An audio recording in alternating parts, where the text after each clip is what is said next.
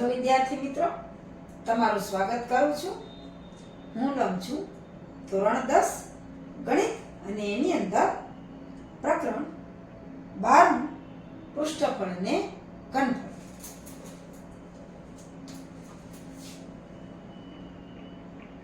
પૃષ્ઠફળ અને ઘનફળના આપણે ઘણા બધા દાખલાઓ ગણી લીધા છે।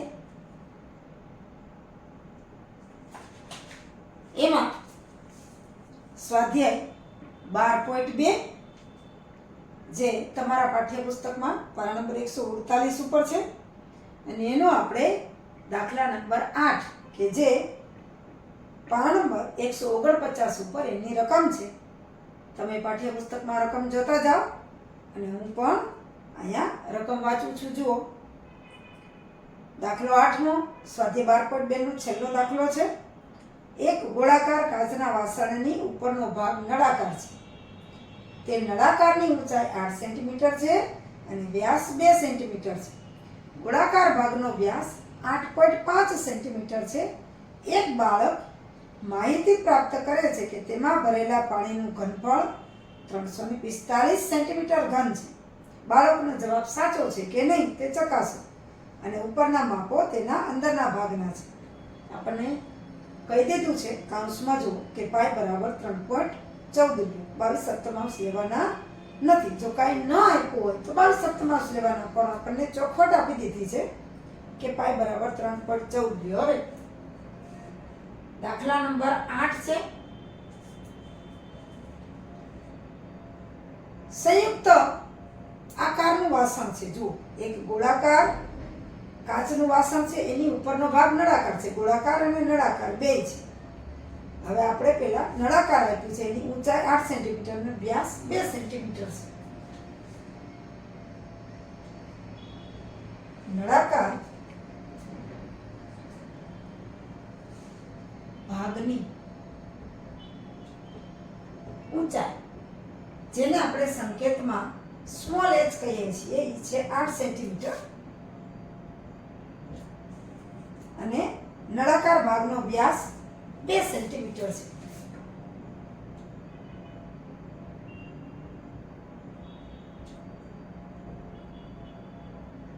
વ્યાસ છે એ 2 સેન્ટીમીટર છે। આપણને ખબર છે કે વ્યાસ ઉપરથી ત્રિજ્યા શોધવી હોય તો વ્યાસ જે આપ્યો એને 2 થી ભાગાકાર કરવો પડે। એટલે નળાકાર ભાગની ત્રિજ્યા જેને આપણે સ્મોલ r કહીએ છીએ 2/2 બે વ્યાસ છે એના ભાગ્યા 2 એટલે r બરાબર 1 સેન્ટીમીટર જે નળાકાર ભાગની ત્રિજ્યા છે। જે વ્યાસ આપ્યો છે એના ભાગ્યા 2। હવે ગોળાકાર ભાગનો વ્યાસ 8.5 સેન્ટીમીટર છે।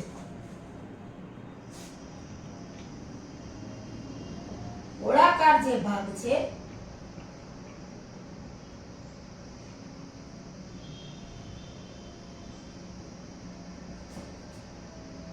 વ્યાસ 8.5 સેન્ટીમીટર।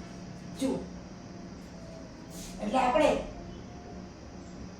8.5 ને અપૂર્ણાંકમાં દર્શાવીએ। 8.5 એટલે કે 8.5 8.5 8.5 કોના અડધા છે તો કે 8 દુ 16 અને વત્તા 1 17/2 એટલે આપણે અને આ રીતે પણ લખી શકાય 17/2 વ્યાસ છે। હવે ગોળાકાર ભાગની ત્રિજ્યા જો અહીંયા આપણે સ્મોલ r કીધી તો આને અલગ બતાવવા માટે ગોળાકાર ભાગની ત્રિજ્યા આપણે કેપિટલ R લઈએ।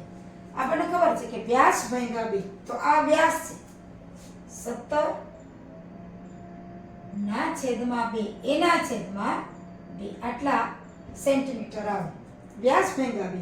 હવે અંશમાં 17/2 છે, છેદમાં 2 છે। આપણને ખબર છે અંશનો છેદ છે એ છેદમાં આવી જાય એટલે કે r બરાબર 17/2 આ 2 છે એ નીચે ઉતરશે 2 × 2 એટલા સેન્ટીમીટર, એટલે કે r બરાબર 17/4 સેન્ટીમીટર. આ કોની ગોળાકાર ભાગની ત્રિજ્યા આવી. હવે આપણને ખબર છે કે જે કાચનું વાસણ છે આ કાચના વાસણનું જે ઘનફળ થાય એ જ એમાં ભરેલા પાણીનું ઘનફળ થાય. તો આપણે લખીએ કે કાચના વાસણનું ઘનફળ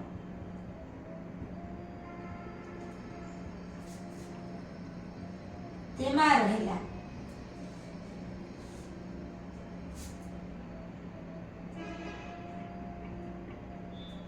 પાણીનું ઘનફળ છે.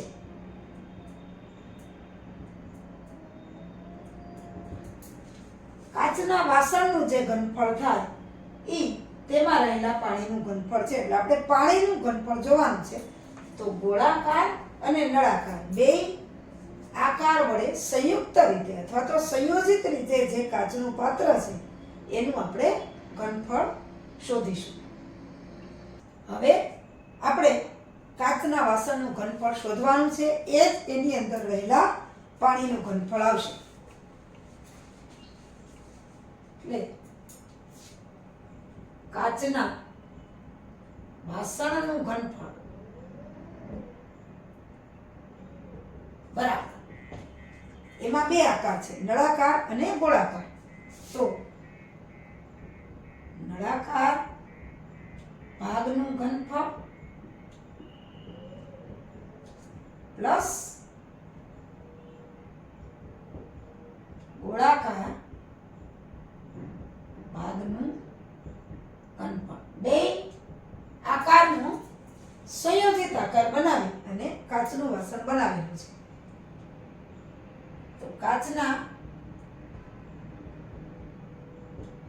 વાસણનું ઘનફળ બરાબર આ કાચના વાસણનું ઘનફળ, નળાકાર ભાગનું ઘનફળ અને ગોળાકાર ભાગનું ઘનફળ આપણને ખબર છે બેયના સૂત્રો. તો બરાબર નળાકાર ભાગનું ઘનફળ એટલે પાઈ r²h અને ગોળાકાર ભાગનું ઘનફળ આપણને ખબર છે 4/3 પાઈ r ઘન. પણ આપણે નળાકાર માટેની ત્રિજ્યા સ્મોલ r લીધી છે અને ગોળાકાર ભાગ માટેની ત્રિજ્યા કેપિટલ R લીધી છે, એટલે વત્તા 4/3 પાઈ કેપિટલ R નો ઘન. હવે અહીંયા જે સામાન્ય થાય આપણે કાઢી લઈએ. તો પાઈ એક સામાન્ય નીકળશે,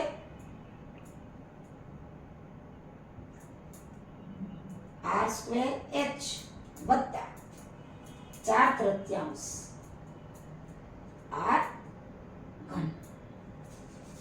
પાઈ એક બેમાં સામાન્ય છે, અહીંથી r² જ ગુણાકાર કરી લેવાનો, ઉપરનું પદ આવી જવું જોઈએ.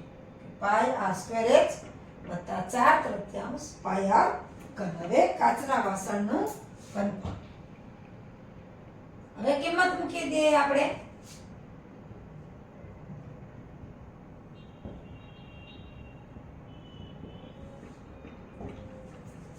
પાઈ બરાબર આપણને ચોખવટ કરી છે કે 3.14 લેવાના છે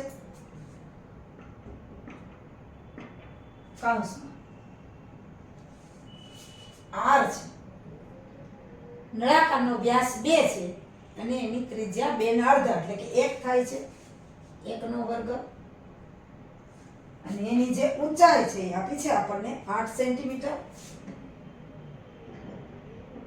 વત્તા 4/3 અને આ કેપિટલ R છે એની કિંમત આપણે શોધી 17/4 એટલે 4/3 અને 17/4 એનો ઘન એટલે કે 3 વખત ગુણાકાર. હવે જુઓ 3.14 1 × 1 × 8 વત્તા 4/3 17/4 × 17/4 × 17/4 આ રીતે આવશે. હવે 3.14 તો એમને જ રાખીએ. 8 1 ગુણ્યા 1 ગુણ્યા 8 એટલે 8 જ રહે. હવે આનો આપણે કૌંસ છૂટો પાડી લઈએ તો 4/3 ગુણ્યા 17/4 ગુણ્યા 17/4 ગુણ્યા 17/4. હવે જેટલા છેદ ઉડે એટલા ઉડાડી દઈએ એટલે આપણે સરળતા પડે. આ 3 છે કે નહીં ઉડે પણ આ 4 છે એ 4 સાથે નીકળી જશે એટલે કે 3.14 8 વત્તા 17 ગુણ્યા 17 ગુણ્યા 17 છેદમાં 3 ગુણ્યા 4 ગુણ્યા 4. હવે આ જે છે જો હવે આપણે 8 તો એક જ છે આંકડો એટલે કાંઈ સાદુરૂપ આપવામાં સહેલું છે પણ 17 ગુણ્યા 17 ગુણ્યા 17 ને છેદમાં 3 ગુણ્યા 4 ગુણ્યા 4 છે એને આપણે અલગથી સાદુરૂપ આપીએ તો હવે 17 ગુણ્યા 17 ગુણ્યા 17 ના છેદમાં 3 ગુણ્યા 4 ગુણ્યા 4 ની કિંમત મેળવીએ. આની આપણે અલગથી કિંમત મેળવશું અને પછી પાછું આ સૂત્રમાં કિંમત મૂકી દેશું અને સાદુરૂપ આપશું એટલે 17 ગુણ્યા 17 ગુણ્યા 17 છેદમાં 3 ગુણ્યા 4 ગુણ્યા 4 ની આપણે સાદુરૂપ આપીએ. હવે આપણે 17 ગુણ્યા 17 ગુણ્યા 17 અને છેદમાં 3 ગુણ્યા 4 ગુણ્યા 4 નું સાદુરૂપ આપવાનું છે એટલે કે 17 ગુણ્યા 17 ગુણ્યા 17 છેદમાં 3 ગુણ્યા 4 ગુણ્યા 4 બરાબર આનું સાદુરૂપ આપવાનું છે.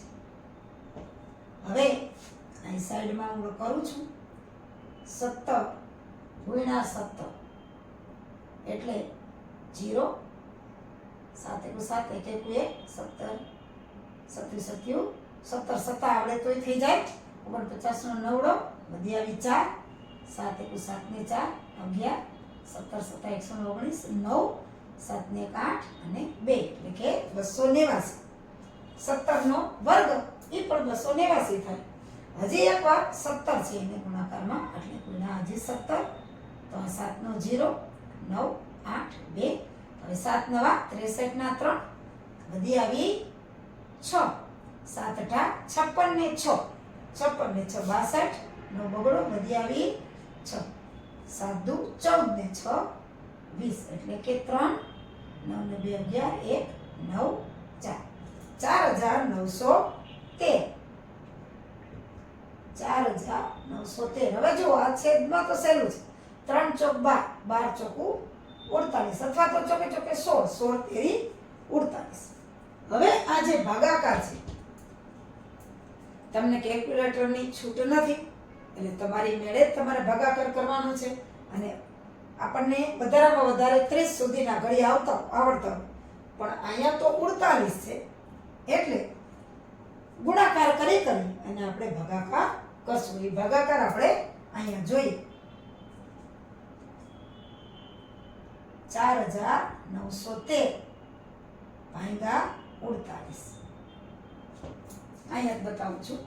હવે 48 1 48 એટલે 49 માંથી 48 થાય તો 1 આપણને ખબર છે. હવે ઉપરથી ઉતાર્યા 1 ભાગ નથી આવતો કારણ કે આ નાની સંખ્યા છે ને આ મોટી સંખ્યા છે. જો એક આંકડો ઉતારીએ છીએ તોય ભાગ નથી આવતો એટલે ભાગમાં પડી 0. આપણે અગાઉ કરી જ ગયા છીએ. હવે હજી પાછો બીજો આંકડો ઉતારીએ 13. હવે 48 1 48. હવે અહીંયા 48 શું કરીએ કે 48 ગુણ્યા 2 કરીએ તો કેટલા થાય? 16 નો છોકરો બધી 1 4 2 8 ને 1 9 6. પછી 48 ગુણ્યા 3 કરી 8 તેરી 24 ના 4 બધી 2 4 તેરી 12 ને 2 14. તો 113 કરતા 144 મોટા થઈ ગયા છે એટલે 2 એક ભાગ આવશે એટલે 48 દુ 96. 113 માંથી 96 જાય એટલે 3 માંથી 6 જાય એને બદલે 0 10 માંથી 13 માંથી 6 જાય તો 7 અને અહીંયા 0, 10 માંથી 9 જાય તો 1 એટલે કે 17. હવે પાછું, હવે તો ચારે ચાર આંકડા વપરાઈ ગયા, બે આંકડો પછી એક આંકડો પછી એ પાછો ઉતાર્યો એટલે હવે આપણે પોઈન્ટ આવશે અને અહીંયા ગમે એટલી શૂન્ય આપણે લઈ શકીએ. હવે આવ્યા 170. હવે આ થાય છે 144. ગુણાકાર કરી લેવાનો, અથવા તો ગુણાકાર ન કરો તો તમે 96 માં 48 ઉમેરો તો 144 આવે, 144 માં પાછા 48 ઉમેરો, એવી રીતે આગળ કરતા જાઓ. જેમ બને વધારેમાં વધારે આંકડો આપણે બાદ કરવાનો છે.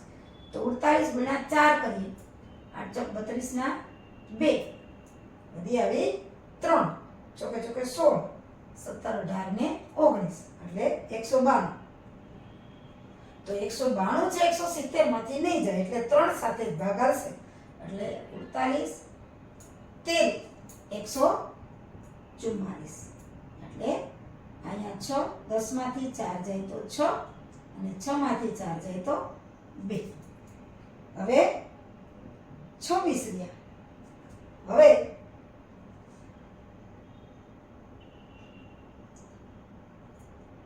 ઉપરથી ઉતારી પાછી 0 એટલે 48 ગુણ્યા 5 કરીએ, 8 પંચા 40 ની 0 વધી પડી 2, 4 પંચા 8 પંચા 40 ની 0 વધી પડી 4, સોરી 2 ની પણ 4, 5 ચોક 20 ને 4 24. જુઓ હવે 240 આમાંથી પસાર થઈ શકશે, બાદ થઈ શકશે એટલે 48, 50, 240, 60 માંથી 40 જાય તો વધ્યા 20. પછી આમ તો પોઈન્ટ 2 આંકડા સુધી લે પણ આપણે થાય ત્યાં સુધી કરીએ. હવે પાછા 200, હવે આમાંથી 200 થી ઓછું કોણ છે તો કે આ 192 એટલે પાછા 4, 48 ચોકું 192 અને 192 માંથી 200 માંથી 192 જાય એટલે વધશે 8. હું અહીંયા સાઈડમાં કરું છું, 200 ઓછા 192 એટલે વધશે 8. વળી પાછું પોઈન્ટ આમાં લઈએ આપણે તો 48 દુ 96 થાય છે તો 96 પાછું નહીં આવે, પાછું 48 એકું જ આવશે એટલે 48 એકું 48 અને 7, 10 માંથી 8 જાય તો 2, 7 માંથી 4 જાય તો 3. આમ આગળ ને આગળ ભાગાકાર ચાલે જ રહેશે. આપણે પોઈન્ટ પછીના 4 આંકડા લઈએ બસ, બાકી તો ભાગાકાર ચાલ્યા જ કરશે. એટલે હવે આપણે લઈએ કે હવે 17 ગુણ્યા 17 ગુણ્યા 17 છેદમાં 3 ગુણ્યા 4 ગુણ્યા 4 બરાબર 4913 ભાગ્યા 48 અને એના બરાબર જવાબ આવ્યો છે 102.35 3541. 102.3541. હવે આપણે જે કાચના વાસણનું ઘનફળ એમાં આ જે છે એનું આપણે કિંમત મૂકવાની છે. તો કાચના વાસણનું ઘનફળ યાદ કરો શું હતું, નીચે લખું છું 3.14 કૌંસમાં 8 વત્તા 17 ગુણ્યા 17 ગુણ્યા 17 ના છેદમાં 3 ગુણ્યા 4 ગુણ્યા 4 આવું હતું. તો એના બરાબર 3.14 8 વત્તા 102.3541. 102.3541. આ આપણે કિંમત હવે મૂકશું કે 102 અને પૂરેપૂરા 8 એટલે કે 3.14. 102 અને 8 પૂરા છે 102.3541. સાઈડમાં હું કરાવું છું વત્તા 8 છે. જુઓ 8 પૂર્ણાંક છે, પૂરેપૂરા છે એટલે 008. જો અહીંયા 8 મૂકો તો 800 થઈ જાય. 0000 આમ તો સાદી છે, સરવાળો સાદો છે પણ તો હું તમને કરાવી દઉં. 8 ને 2 10 ની 0 વધી પડી 1 એટલે 110.35 41 એટલે 110.3541 ઈ છે ઈ સાદુરૂપ આવ્યું છે આનું. હવે આનો ને 3.14 નો આપણે ગુણાકાર કરવાનો છે. કાચનું જે વાસણ છે એનું ઘનફળ આપણે શોધવાનું છે ગુણાકાર કરીને. કાચના વાસણનું ઘનફળ બરાબર 3.14 ગુણ્યા 110.3541 આ આપણે ગુણાકાર કરવાનો છે. ગુણાકાર અહીંયા જ કરી દો. આની પહેલા તમને કીધું એમ કે ગુણાકાર સહેલો જ છે, પણ તમારે પરીક્ષામાં કેલ્ક્યુલેટરનો ઉપયોગ કરવાનો નથી, એટલે સાદી રીતે જ ગુણાકાર કરવા પડશે. પેલા પોઈન્ટ આપણે નથી મૂકતા, એમને આંકડા મૂકી દઈએ. હવે 110 3 5 4 1 ગુણ્યા 314 આપણે સાદી ગુણાકાર કરીએ. પોઈન્ટ પછી મૂકી દેશું. 1 2 ને 3 છે એટલે પેલા બે શૂન્ય આવશે. હવે આમાં ખાસ ગુણાકાર સહેલો છે, પણ આંકડાની નીચે દાખલો આવે એ મહત્વનું છે. 3 એકુ 3 3 ચોક 12 ના 2 વધી આવી 1 3 પચા 15 ને 1 16 નો છગડો વધી આવી 1 3 તેરી 9 9 ને 1 10 પણ અહીંયા મીંડું છે એટલે 10 પૂરા આવશે. અને 3 એકુ 3 અને પાછું 3 એકુ 3. હવે 4 નો શૂન્ય અને 1 થી ગુણાકાર, 1 થી તો ગુણાકાર એને એ જ રકમ રહેશે. 1 એકુ 1 4 એકુ 4 5 એકુ 5 3 એકુ 3 0 1 અને 1 અહીંયા કાંઈ નથી એટલે શૂન્ય મૂકી દઈએ એટલે સરવાળામાં આપણી બિલકુલ ભૂલ ન પડે. હવે 4 થી ગુણાકાર 4 એકુ 4 ચોકે ચોકે 16 નો છગડો વધી આવી 1 4 પંચા 20 ને 21 ના 1 વધી આવી 2 4 તેરી 12 ને 2 14 પણ આ 0 છે એટલે સીધે સીધા 14 અને 4 એકુ 4 અને 4 એકુ 4 અહીંયા બે જગ્યાએ શૂન્ય. જો આંકડાની નીચે જ આંકડો હોવો જોઈએ, નહીંતર ભૂલ પડવાની શક્યતા છે.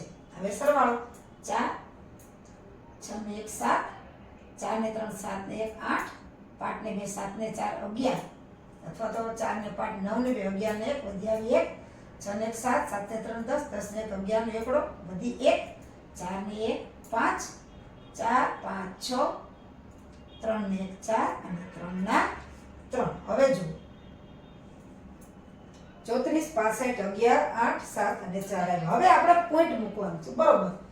અહીંથી 1 2 3 4 અને 1 2 એટલે 4 અહીંયા અને 2 અહીંયા. કુલ ડાબી બાજુથી 4 ને 2 6 આંકડા પછી પોઈન્ટ મૂકવાના છે, કારણ કે અહીંયા અહીં છે પોઈન્ટ અને અહીંયા છે અહીં. એટલે 1 2 3 4 5 અને 6 અહીંયા આપણે પોઈન્ટ આવશે. એટલે કે કાચના વાસણનું ઘનફળ, કાચના વાસણનું ઘનફળ 346.51 18 અને 74. 346.51 18 અને 74 સેન્ટીમીટર ઘન.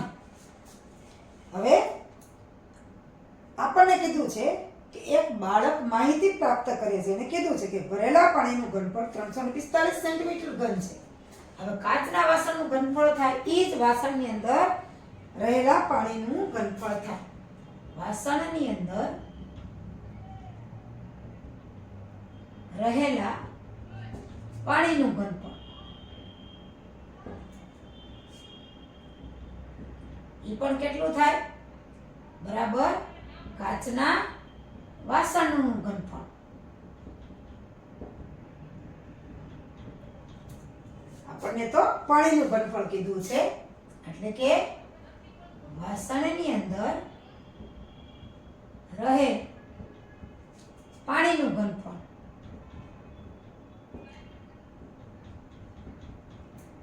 બરાબર કેટલું છે? 346.51 સેન્ટીમીટર ઘન.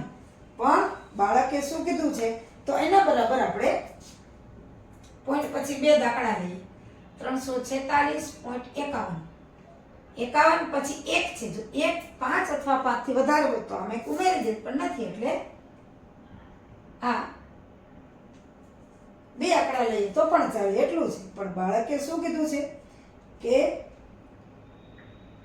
પાણીનું ઘનફળ છે એ 345 સેન્ટીમીટર ઘન છે.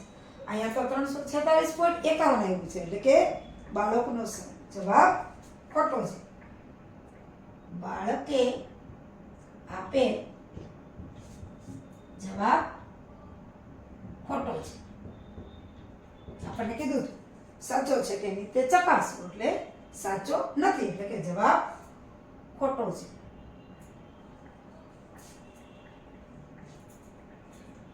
વાસણની અંદર રહે પાણીનું ઘનફળ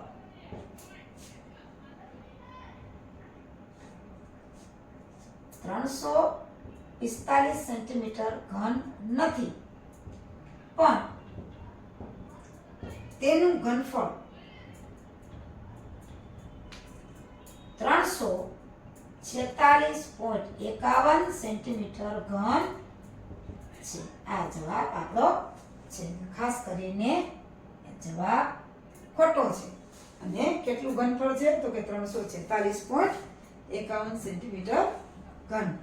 આ રીતે આ દાખલો છે એ થાય છે. ખાસ કરીને ગુણાકાર અને ભાગાકારમાં ધ્યાન રાખવાનું. ઘડિયા ખાસ કરીને આવડવા જોઈએ.